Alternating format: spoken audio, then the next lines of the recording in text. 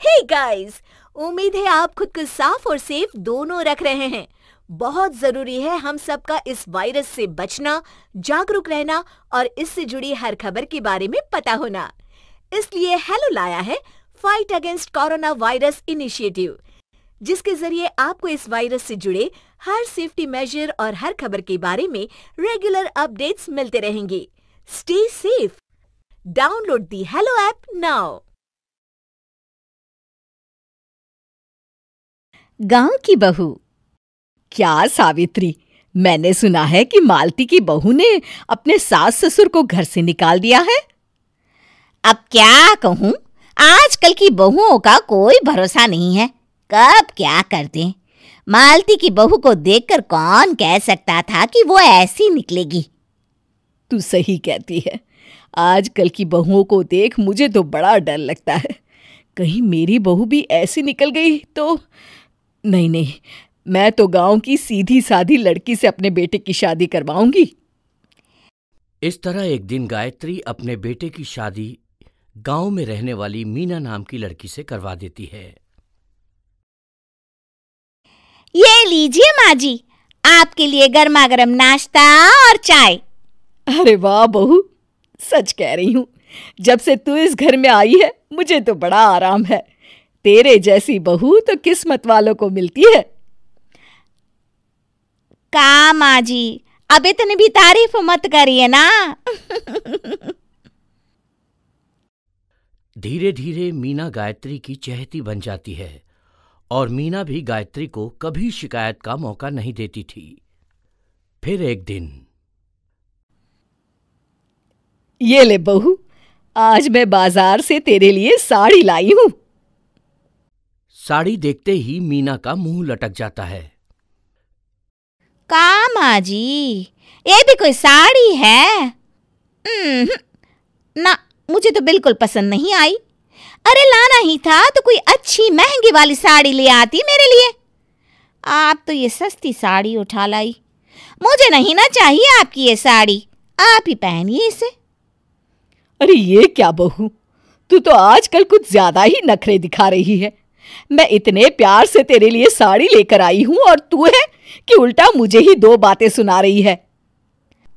अरे माँ जी, आप अपने लिए तो बड़ी डिजाइनदार और महंगी महंगी साड़ियां खरीदती हैं और मेरे लिए ये सस्ती साड़ी ले आई। आप समझती हैं कि मैं गांव से आई हूं इसलिए मुझे कुछ नहीं पता। हाँ, अरे कुछ नहीं, तुझे शहर की हवा लग गई है बहू। इस तरह दोनों सास बहू में रोज किसी न किसी बात पर लड़ाइयां शुरू हो जाती थीं। एक दिन गायत्री अपनी कुछ सहेलियों को अपने घर चाय पर बुलाती है। अरे बहू, मेरी सहेलियों के लिए बढ़िया चाय नाश्ता तो बना दे।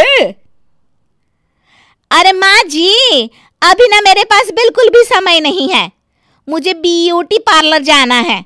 चाय नाश्ता आप ही बना लीजिए। हाँ, तू कब से ब्यूटी पार्लर जाने लगी है? शहर आए 2 दिन नहीं हुए और देखो महारानी के नखरे शुरू हो गए। बस भी करिए माँ जी, आपसे बहस करने के लिए मेरे पास ना बिल्कुल टाइम नहीं है। आपका क्या है, आप समझती हैं कि मैं गांव से आई हूं तो मुझे कुछ नहीं आता, और आप जो रोज रोज मुझसे मेहमान नवाजी करवाती रहती हैं नौकरानी की तरह। मीना के कमरे में जाते ही, अरे ये क्या गायत्री, तू तो अपनी बहू की बड़ी तारीफ कर रही थी, लेकिन ये तो तुझे कुछ समझती ही नहीं।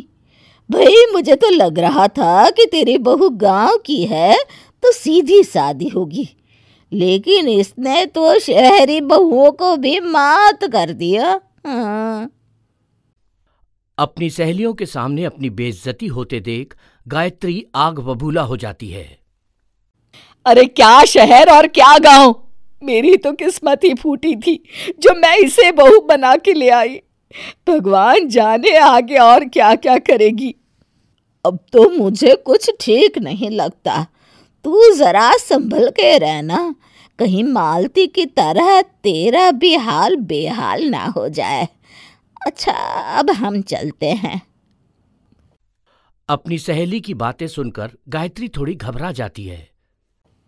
अरे ये सुशीला क्या बोलकर चली गई, कहीं इसकी बात सच ना निकल जाए। दूसरी तरफ मीना सारी बातें सुन लेती है।